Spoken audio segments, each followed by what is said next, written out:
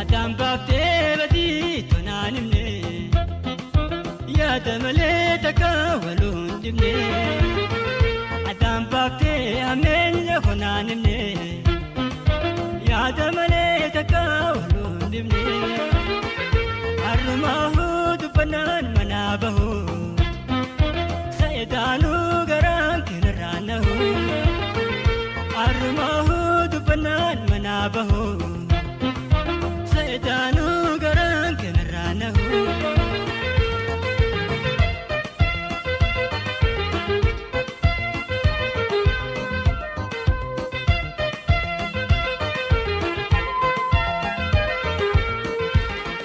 Dubini fakane fakefadu sirahini damana kusadu tunna duratate tagagama peki tafte guddo atisnama difam balesus arqafa seki bota dugan bati qafa difam balesus arqafa seki bota dugan bati qafa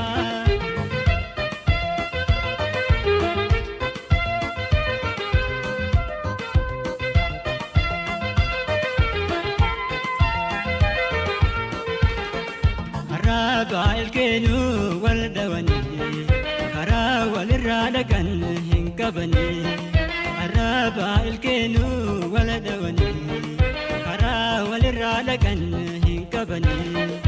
wat kayf kursi tararami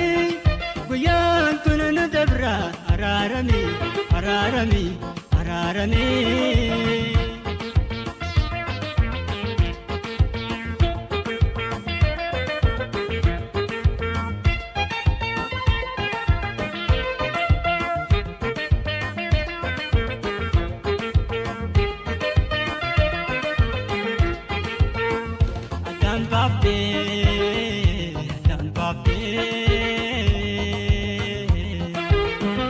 Adam bafte badi tonanimne ya damale takawalun dimne Adam bafte amenya honanimne ya damale takawalun dimne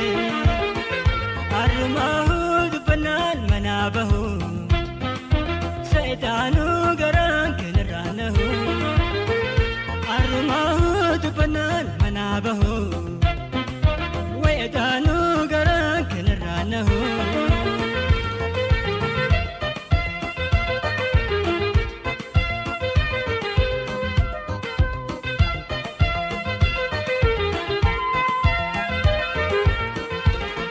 badi tanakabta khanimatin bila sharti garahin jabatin kataitu biranya rahihi kantan karalameni itibeki ifekanno gorsa mamale tebi demunke ramale kataitu biranya rahihi kantan karalameni itibeki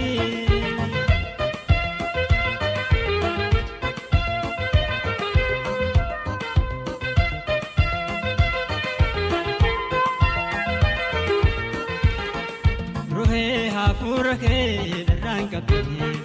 akamit tundese dabakote rohe ha furake rankabe akamit tundese dabakote anatu maratamo si tujole